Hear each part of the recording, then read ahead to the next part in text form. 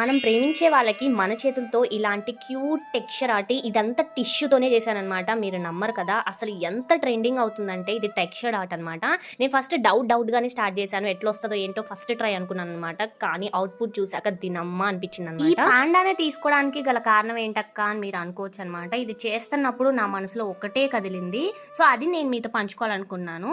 ఇది ఒక చిన్న పాండా మాత్రమే కాదు. ఇది ఒక ఒంటరి హృదయం. ప్రేమ కోసం వెతుకుతున్నది కాదు. ప్రేమను నమ్ముతున్న హృదయం. ఒంటరిగా ఉన్నా బలంగా ఉంది. సైలెంట్ గా ఉన్నా లోతైన ఫీలింగ్ ఉంది. ఒక హార్ట్ ఒక సోల్. కానీ ఆ హార్ట్ లో ఉన్న ప్రేమ ప్రపంచం అంతా పెద్దది అన్నట్టయితే నాకు ఫీలింగ్ అసలు చేస్తున్నప్పుడల్లా ఇదే ఫీలింగ్ తో అయితే చేశానన్నమాట. నా హార్ట్ ఎంత స్వచ్ఛమైనదంటే బొమ్మ కూడా అంత స్వచ్ఛంగా వచ్చింది. అసలు చేస్తున్నప్పుడు కూడా నాకు మా హస్బెండ్ ని ఆలోచించుకుంటూ ఆయనకి మంచి గిఫ్ట్ ఇద్దాం అన్నట్టే చేశాను. నాకైతే అసలు అవుట్పుట్ చూసాక మీరే చూడండి ఎంత బాగా టర్న్ అవుట్ అయిందంటే చాలా సింపుల్. మొత్తం కలర్స్ కలిపేసుకొని పేపర్ టిష్యూస్ ఉంటాయి కదా, స్క్వీజ్ చేసుకొని కలర్స్ కలుపుకొని మనం పెట్టుకున్న ఏరియాలో మొత్తం ఫిల్ చేసుకోవడం అనమాట. సో దీన్ని ఇక నాకు ఎట్లా ఫిల్ చేయాలనిపించిందంటే ఇక ఇది ఒకటే సోలు ఇంకో సోల్ని వెతుక్కుంటున్నట్టు అని అయితే నాకు అనిపించింది. సో మరి ఆ క్వటేట్ మీకు ఎలా అనిపించింది? సో నాకైతే ఆ ఫీలింగ్తోనే చేశాను. చేస్తున్నప్పుడు కూడా చాలా మంచి ఫీలింగ్ వచ్చిందనమాట.